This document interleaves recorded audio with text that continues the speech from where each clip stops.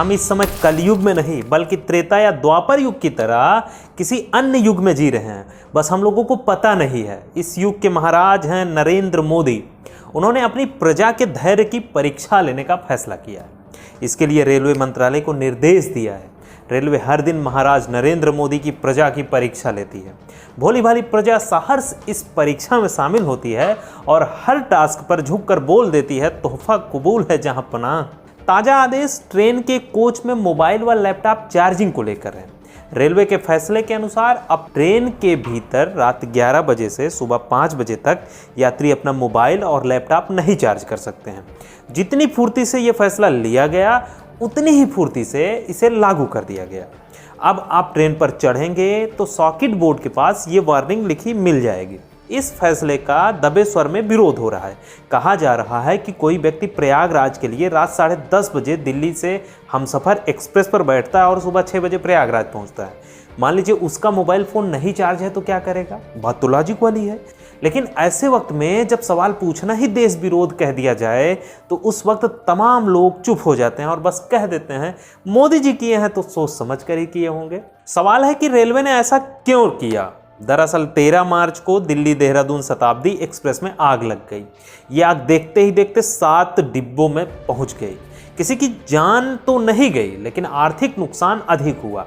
इस घटना को आधार बनाते हुए रेलवे ने यह आदेश दिया कि अब रात में चार्जिंग की व्यवस्था नहीं रहेगी। ये आदेश शेख चिल्ली के उस चुटकुल्ले जैसा है जिसमें पैर पर लगी चोट का इलाज करवाने के बजाय पैर ही काटने की बात होती है। रेलवे द्वारा अजीबोगरीब तर्कों के साथ फैसला लेने का ये पहला मामला नहीं है। पिछले दिनों पैसेंजर ट्रेनों का किराया 2 से 3 गुना बढ़ा दिया गया।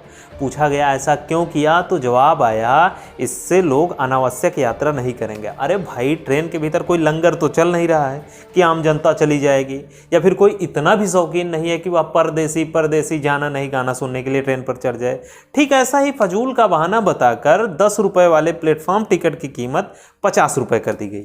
जनता ने चूं भी करना चाहा तो उसे कुछ और पकड़ा दिया गया। कोरोना जैसे ही शुरू हुआ रेलवे ने चादर, कंबल, तकिया देना बंद कर दिया। खाना भी बंद कर दिया, लेकिन स्पेशल टिकटों में पैसों की कोई कटौती नहीं की। 1 साल से ज़्यादा का वक्त बीत गया है लेकिन पैसेंजर ट्रेनों को आधा भी नहीं शुरू किया गया।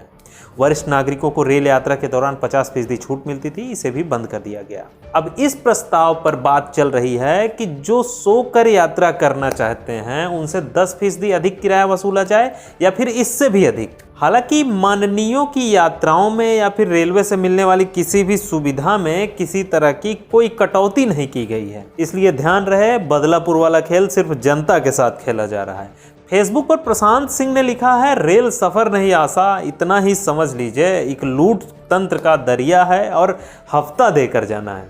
असल में सच्चाई यही है, लूट तंत्र में तब्दील हो चुके रेलवे को न जनता की फिक्र है और न ही रेलवे में नौकरियों की चाहत रखने वाले अभ्यर्थियों की। अगर फिक्र होती तो 2 लाख से अधिक पद खाली क्यों रहते? फिक्र तो बस जनता को ठगा कैसे जाए इसकी है। आने वाले वक्त में 1 से अधिक बार टॉयलेट यूज करने पर भी चार्ज लगा दिया जाए तो बहुत ताजुब मत करिएगा। आज के लिए बस इतना ही। वीडियो फेसबुक पर देख रहे हो तो पेज लाइक करें, यूट्यूब पर देख रहे हो तो हमारा चैनल जरूर सब्सक्राइब करें। मिलते हैं फिर किसी नए मुद्दे के साथ, तब तक के लिए धन्यवाद।